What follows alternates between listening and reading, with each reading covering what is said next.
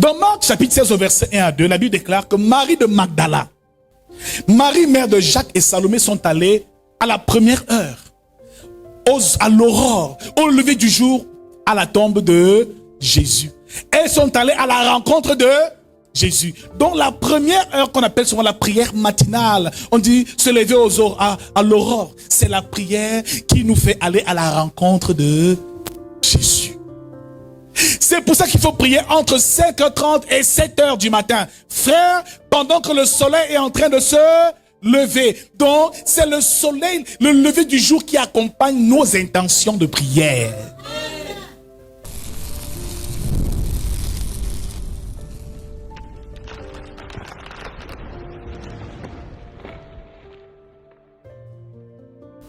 Donc, c'est le soleil qui amène un nouveau jour, une bonne nouvelle dans la vie de chacun d'entre nous. Tu te réveilles à 11h. Ah, tu n'as rien compris. C'est à cette heure qu'on va à la rencontre du Seigneur, qu'on fait la prière matinale. C'est la première heure du jour. C'est l'heure d'aller à la rencontre de Jésus.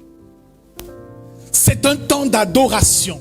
C'est un temps d'action de grâce. Donc cesse de faire la grâce matinée, frère. Parce que c'est à la même heure que les sorciers eux aussi disent des choses pour maudire notre journée. Ne dors pas quand le jour se lève.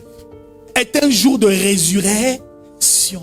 Parce que c'est un passage de la mort à la vie. Des ténèbres à la lumière. C'est un temps de transition. Et voyez-vous, le monde de la nature est bien organisé. Qui chante souvent au petit matin?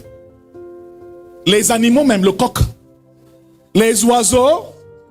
Donc même la création nous enseigne qu'au petit matin, on doit louer et adorer Dieu. Troisième étape, c'est un temps de louange et d'adoration. Un temps d'action de grâce. Le mystère de la première heure, c'est ce que nous voyons ce matin.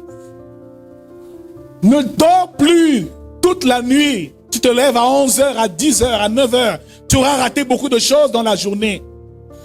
Le psaume 37 au verset 15 nous dit: recommande ton sort à l'Éternel. Donc bien aimé, le temps du lever du jour est un temps où on reçoit aussi, numéro 4, la direction divine pour la journée.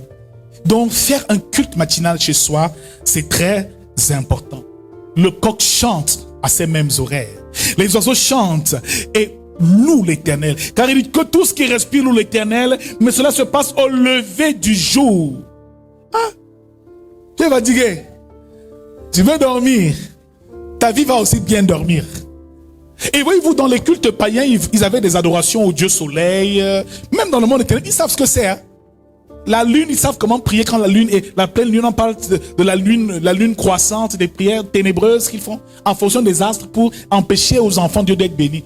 Sache que c'est au lever du jour que tu dois annuler tout ce qui a été fait comme décret durant la nuit.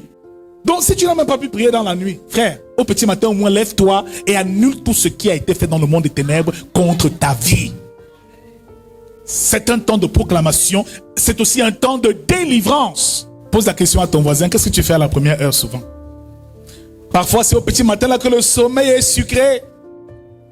Ou tu arrêtes encore la couverture. Parfois il ne fait que dire, venez on prie. Tu as un repas. Ce n'est pas évident. J'ai encore sommeil, le sommeil est sucré. Et souvent il y a une petite pluie là.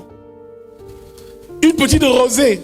Ceux qui sont dans le spirituel comprennent que cette rosée-là marque le changement, le passage du jour à la nuit, le changement où l'ange qui régit la nuit laisse place à l'ange qui régit la journée, le jour. C'est pas un hasard.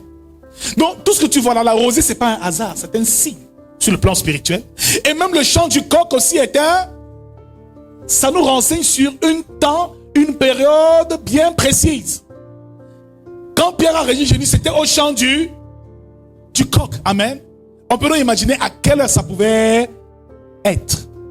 Avant de nous séparer, nous devons prendre l'engagement de commencer à respecter la première heure